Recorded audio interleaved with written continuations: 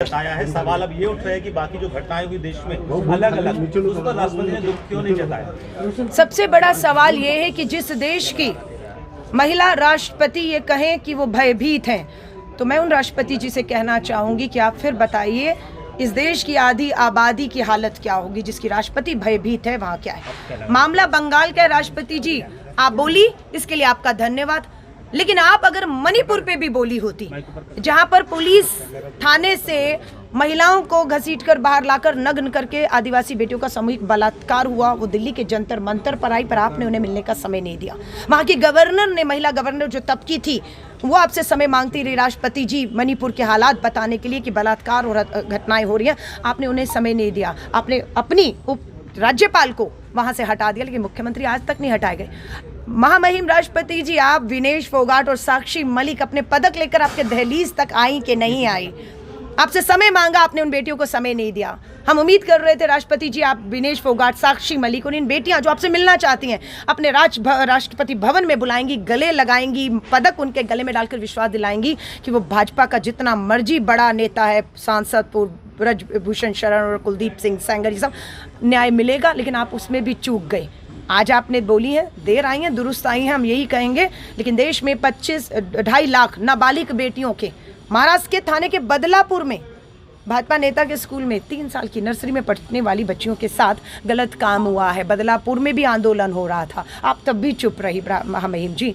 लेकिन अब भी देरी नहीं है, केंद्र की सरकार को कहिए देश भर में बलात्कारियों को बचाने का काम अब बंद कर दें, क्योंकि सच ये है बेटियों को न्याय इसलिए नहीं मिल रहा राष्ट्रपति जी क्योंकि बलात्कारियों को सत्ता का संरक्षण मिला हुआ है, बलात्कारी की सत्ता में भागीदारी है, इसलिए नहीं हो रहा राष्ट्रपति जी। मैं महिला कांग्रेस की राष्ट्रीय अध्यक्ष हूँ, 28 राज्यों के दौरे करके पीड़िताओं को मिलकर आई हूँ। मैंने भी राष्ट्रपति जी आपसे बार बार मिलने का समय मांगा और आपने मुझे अभी तक पिछले 6 महीने से समय नहीं दिया है ताकि मैं आपको देश की सच्चाई और हालात बता सकूँ और आपसे कहें।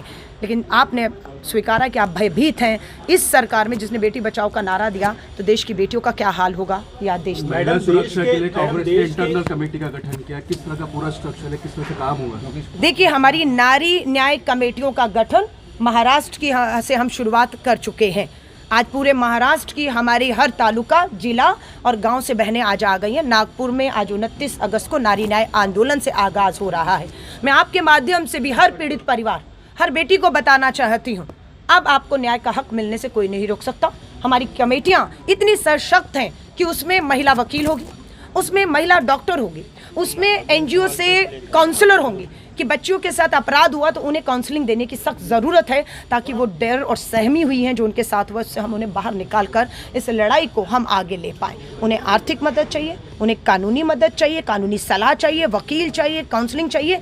ये हमारी जो नारी न्याय कमेटियों का गठन हो रहा है, वो अब जितने मामले महाराष्ट्र में हैं उसको न्याय का काम हम लोग करेंगे और देश के सामने, देश की सरकारों के सामने ये नारी न्याय कमेटियाँ, जिसका सुझाव हमें श्री राहुल गांधी जी ने दिया है, नारी न्याय आंदोलन, नारी न्याय, हमारी भारत जोड़ो न्याय यात्रा के माध्यम से, इसका सबसे पहला पड़ाव हमारा महाराष्ट्र में है। मैडम, देश के अलग अलग राज्यों में दुष्कर्म के मामले तेजी से बढ़े हैं। कोई भी राज्य, किसी भी सरकार हो, तो पॉलिटिकल के इतर बताइए क्या वजह है इस तरह से तेजी से मामले बढ़े हैं? देखिए, अपराधियों की हिम्मत क्यों नहीं होगी जब आप हरियाणा में पैरोल पर बार बार एक बाबा को, जो बलात्कार हत्या का दोषी है ना, अदालत ने उसको पैरोल पर छोड़ेंगे? क्यों हिम्मत नहीं होगी जब आप गुजरात में 11 सामूहिक बलात्कारियों को रिहा करके लड्डू खिला के हार डालेंगे?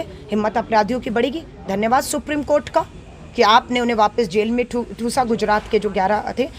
हिम्मत क्यों नहीं बढ़ेगी कि जब देश की बेटियां न्याय मांगती हैं, साक्षी मलिक, विनेश फोगाट, लेकिन भाजपा का सांसद है ब्रजभूषण शरण, तब FIR नहीं करती दिल्ली पुलिस, वहां पर भी सुप्रीम कोर्ट की फटकार होती है।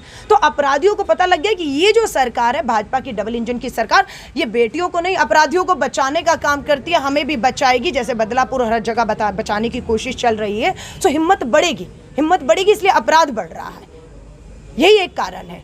और भाजपा के नेताओं के नाम, चाहे महाराष्ट्र के पार्षद हो, सोलापुर का इनका अध्यक्ष रहा हो, जहां पर भी नाम लेकर जा रही, कुलदीप सिंह सेंगर, ब्रजभूषण, संदीप सिंह, आपके प्रज्वल रेवन्ना, है ना, भाजपा के नेताओं के लिए किसने, इनके लिए मास रेपिस्ट था ना प्रज्वल रेवन्ना, प्रधानमंत्री जी हाथ खड़ा कर करके उसके लिए वोट मांगे आपने, हराया वहां की जनता ने, धन्यवाद करते हैं। ब्रजभूषण शरण की टिकट आप देने से जो है आपको डर गए, ये डर आपको आपके बीच में हमने डाला है। और अब आप देखिएगा महाराष्ट्र की इस लड़ाई को आधी आबादी लड़ेगी। और ये तो वो महाराष्ट्र है, जीजाबाई ने छत्रपति शिवाजी को जन्म दिया और वो जिस तरीके से लड़े, आज दुख की बात है, मैं वही देख रही थी कि इन लोगों को ताकत जो उनसे मिलती है और आज उन्हीं की एक मूर्ति जो प्रधानमंत्री जी आपने मात्र कुछ महीने पहले दिसंबर माह में लगाई थी और वो इस तरह से हवा के झोंकों में जो है ध्वस्त हो जाती है और पूरे महाराष्ट्र में इसको लेकर गुस्सा है।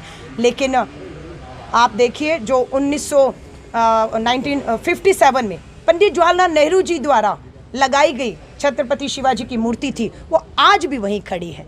1933 में बाल गंगाधर तिलक जी की मूर्ति समुद्र के बीच में लगाई गई, कितने तूफान, लहरें आई, सब कुछ आई, लेकिन टस से मस नहीं हुई। तो भ्रष्टाचार में छत्रपति शिवाजी की मूर्ति को छोड़ देते, खोखली थी वो मूर्ति, और आप जिसके अनावरण करके वाहवाही लूट कर अपने आप को सबसे बड़ा उनका फॉलोवर बता रहे थे। माफ़ी मांगनी चाहिए प्रधानमंत्री जी आपको महाराष्ट्र के लोगों से। एक आखिरी सवाल मैडम, जो आज प्रदर्शन आप लोग कर रही है वो लाल ड्रेस पहने कर रही है, क्या वजह कि लाल ड्रेस को आपने चुना?